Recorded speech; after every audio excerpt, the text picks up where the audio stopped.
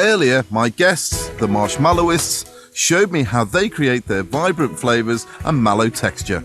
Now I'm going to cook for them my sticky toffee pudding, and if I'm lucky, they will give it a marshmallow twist. For my sticky toffee pudding, this is what you do. Start off by getting your dates, placing them into a jar, and adding your bicarb of soda. Now, bicarb of soda will basically help inside the cake itself and make it quite chewy. Soften the dates in boiling water for a few minutes. Then, whisk together some dark brown sugar and butter, so it's nice and soft. What size do you want these? Smaller the better, because what I'm going to do is I'm going to melt it inside the sauce. So what I'm going to do is make a sticky toffee sauce, and what I'm going to do is use these marshmallows in the sauce and melt it in there, and I think that with the pudding will be absolutely delicious.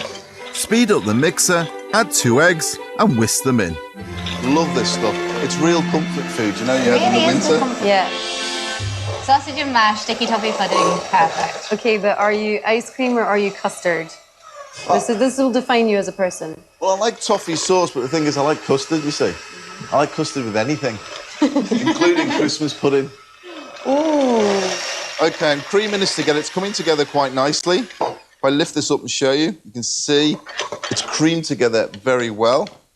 The next thing I'm going to add is the flour straight in, and the baking powder, the rising agent in there, and then get in there again. So the whole thing, you can see that beautiful caramel colour coming from that sugar.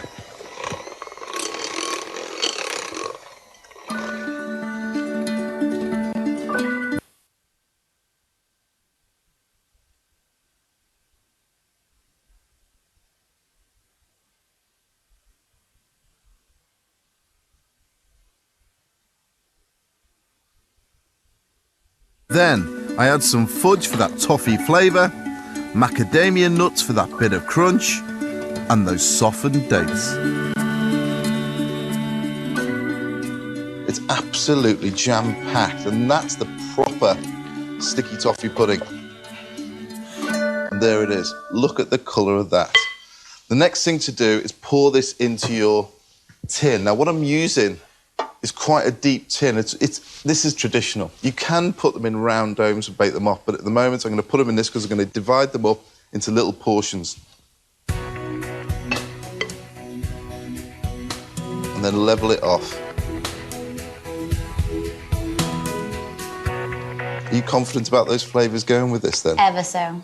We've made caramelised banana and vanilla and coffee marshmallows. I think it's a marriage made in heaven.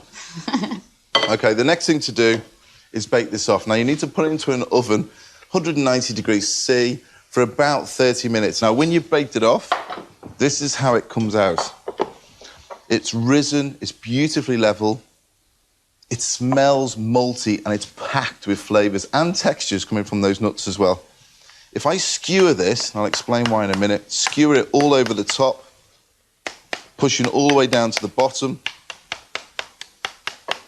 Now we need to prepare the sauce. Over here, I've got some butter, and I've got some brown sugar in again, just melting together. You want to do this until you can't feel the sugar, until you feel it's nice and smooth. And you can see how gelatinous it's got at the moment. That is absolutely perfect. Take it off the heat, get your cream, pour that straight the way in to make your sauce. Give it a good mix round. This is going to be lovely, this. Sticky toffee pudding, you just can't beat. It's basic, it's simple, but it's good home food. Look at that. So you need to pour at least half of this sauce. I'm going to hold some back for your marshmallows, because what I want to do is put I can't put all them in. So I'm going to put a load of marshmallows in this, melt it, and then serve it actually with the pudding. But the secret to a good toffee pudding is pour the liquid over the top of the pudding itself. Just spread it out. Now, the reason why you've speared it is to allow all that liquid to fall down into the pudding itself and soak in. Perfect. Now, this is going to go into the grill just for about 3 minutes until this is bubbling. Now, set the grill quite high. I'm going to pop it straight under the grill now. Leave that for a few minutes. Now, I've got this sauce here, which is quite warm.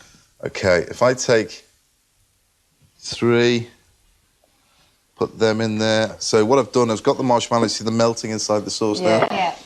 And that melting obviously will change the flavour of the sauce, but also change the thickness of the sauce as well. And I think it's really going to add to it. See, it's changed colour already and how thick it's getting. With those beautiful marshmallows. I think the banana's going to add. That's a great idea. Yeah, the banana's delicious. Now, when I bring this out now, let me show you this. Look at the top of that. Wow. Oh. It's all caramel on the outside now. It's formed a nice crust on the outside. They're nearly melted. So what I'm going to do is cut a piece of this cake, this pudding, out. Just draw my knife along. Portion control. This just falls through, it's like butter. I'll take a nice wedge there.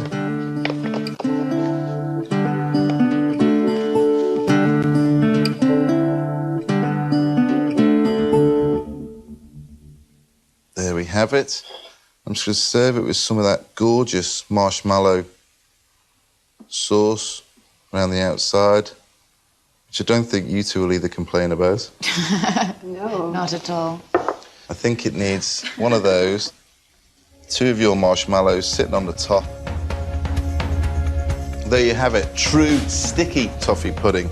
It's gorgeous, it's gooey, and with those 2 marshmallows sitting on top, with the addition of those flavours, it's going to be magic.